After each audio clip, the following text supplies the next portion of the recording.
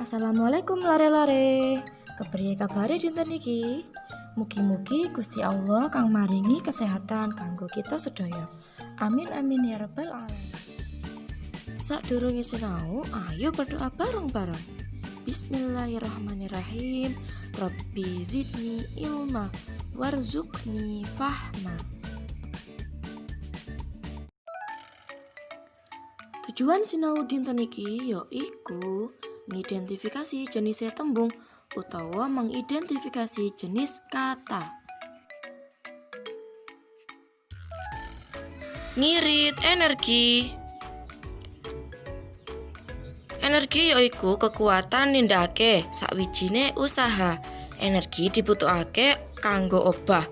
Manungsa, kewan lan tetuwuhan bisa obah merga energi saka panganan sing dipangan. Mesin supaya bisa obah uga mbutuhno energi saka bahan bakare.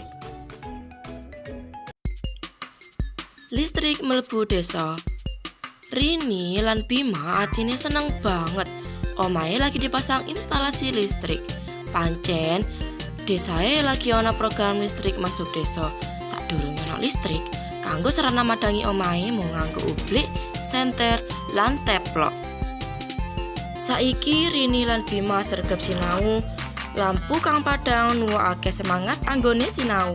Rini lan Bima saben dina dikancani bapak lan ibune. Pak Wibowo lan Bu Dewi ajek nduwi marang Rini lan Bima supaya irit listrik. Saben bubar sinau, ora lali mateni lampu lan alat listrik ing omah nalika ora digunakake malih. Apa sing ditindakake Rini lan Bima kanggo ngirit energi listrik?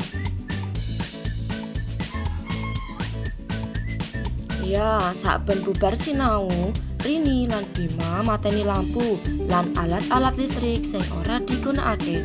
Tujuane ngirit energi yaiku supaya bahan baku atau tambang sing digawe ora cepet entek. Nomor kalih, ndawakne umure bumi sing kita panggoni iki lan mencegah dumadi pemanasan global. Ayo ngidentifikasi jenis tembung. Miturut jenise, tembung utawa kata kapareng dadi papat. Nomor 1, tembung aran atau kata benda. Nomor 2, tembung kriya atau kata kerja. Nomor 3, tembung kahanan atau kata sifat. Lan nomor 4, tembung keterangan atau kata keterangan. Tembung aran atau kata benda nerangake barang utawa apa wae sing dianggep barang. Ana barang sing ketok mata lan ana barang sing ora ketok mata. Tuladhane, wong atau manungsa, jenenge wong, kewan lan tetuwuhan, meja, kursi, omah, angin, kepinteran, lan sapanunggalane.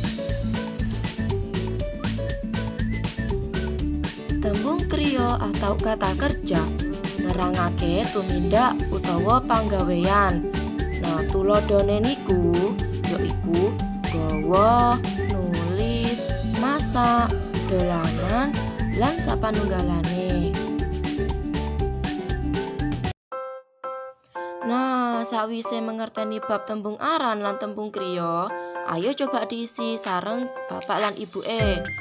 Nomor 1, gaweya 5 tembung aran.